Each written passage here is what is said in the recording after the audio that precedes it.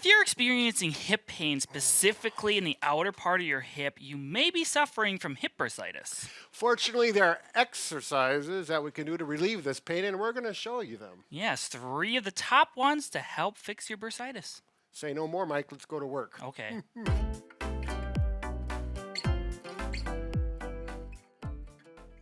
So a bursa is a fluid-filled sac. This is representing it in our model here. It is much, much smaller than this. We don't have a small little ball. But basically what it's going to be located for this area is on the greater trochanter or lateral side of the hip here, like this. And if it gets irritated, it can get inflamed and cause a lot of pain.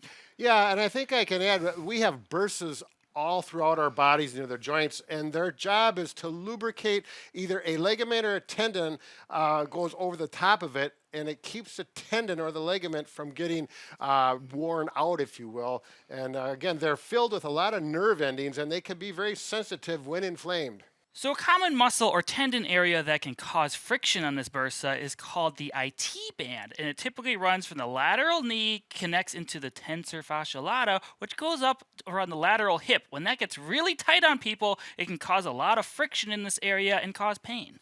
Right, so if you look at the stripes on my pants, that's exactly where the IT band goes. Starts at the knee, just below the joint, goes up, and again, the tensor fasciae lata muscle. Bob always likes that muscle. It does connect up here. So, yeah, that is all part of the anatomy. What do you say, Sam?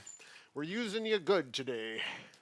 Another common cause of hip bursitis can be femoral anterior glide syndrome, which basically means your femoral head here is forward in the socket, not sitting where it's meant to be. This puts a lot of excess pressure in the front muscles here and could put more stress on this bursa as well. That's right. So when that starts to become unstable, then really we get more irritation to that bursa. So that's another component of how we're going to remedy this. And we're going to show you a couple exercises or stretches to fix both of these problems. Say no more. Let's go to work.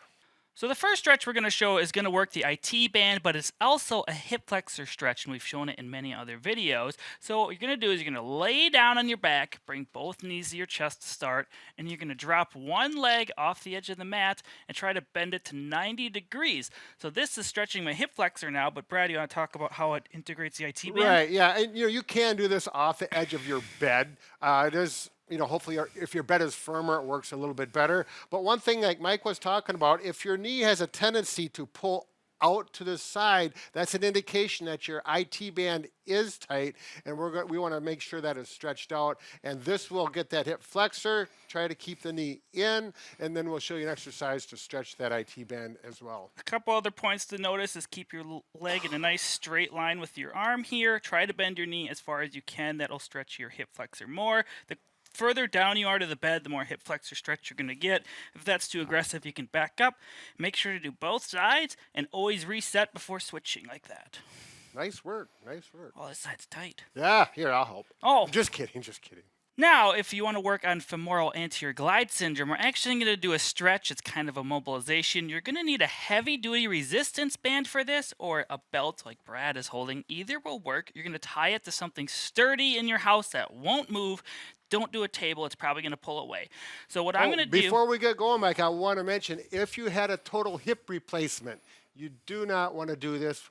This is for a healthy hip, or, when it's painful. No surgeries prior to this.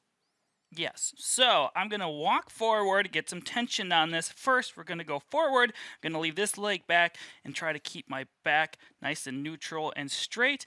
And I'm going to slowly lean forward. It's going to have a pulling force posteriorly, trying to get that femoral head back into the socket where it is meant to be. If this feels good, you are doing the exercise that is meant for you and it's correct. If you don't feel much, you can try turning sideways and getting more of a lateral pull as well. This can sometimes help some people. If this really isn't working, then this exercise isn't for you. Right. It should not create pain. If it does, it is not for you, and discharge it or omit it from your plan. And we got one more strategy that we'll get to in a second here. Looks like you're enjoying that, Mike. Yes, it's like a bungee jump. So the last suggestion we have is to keep soft knees when standing and also walking. So what I'm saying, Soft knees. bend, a slight bend in the knee. You do not want to lock your knee. When your knees are locked, you're going to have more stress on your joints. When your knees are bent, the muscles are going to work like they're supposed to, taking the stress off of your joints. This includes ankle, knee, hips, and low back. So to get some pressure off of the hip if it's inflamed, you want to stand with bent knees. You don't have to stand this far, just a slight bend as long as you're not locked out like this. And walking, what you want to do is land on your forefoot when you walk, not a heel strike. Most people heel strike because of raised heels in modern day type shoes. You can buy a different type of shoes which are zero or flat or minimalist. You don't want to necessarily start with these right away. Progress slowly. This video is not about that. It's just about forefoot walking to fix your hip pain. So when you walk, try to land on your forefoot. You could pretend like you have some pins and needles in your heel or popcorn kernels, as Brad likes to talk about in other videos. So as you can see, I'm taking shorter strides. I'm not elongating, landing on my heel like this. It's going to be a lot less pressure on that hip joint and make it feel better. Right. I know. I personally, if you walk around your house on a hard floor without shoes on, you can clearly feel when you do a heel strike. Bone, you can feel that bone go right against the hard floor versus landing on your forefoot. So it's not tippy toe walking. It's just emphasis on the forefoot, taking the stress off of that heel. Makes a difference. Yes. Not so easy to do right away. No, it takes time and practice, and it'll feel a little weird at first, but you'll get used to it after a while. Where'd you get your hat? I was looking at the wrong camera half the time. Found it on the ground outside.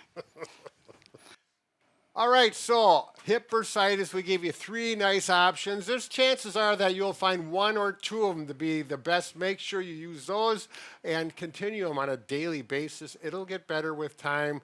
And let us know what worked for you, what we missed. If you have bursitis, what are some common things that we maybe forgot to include in this video? So comment down below.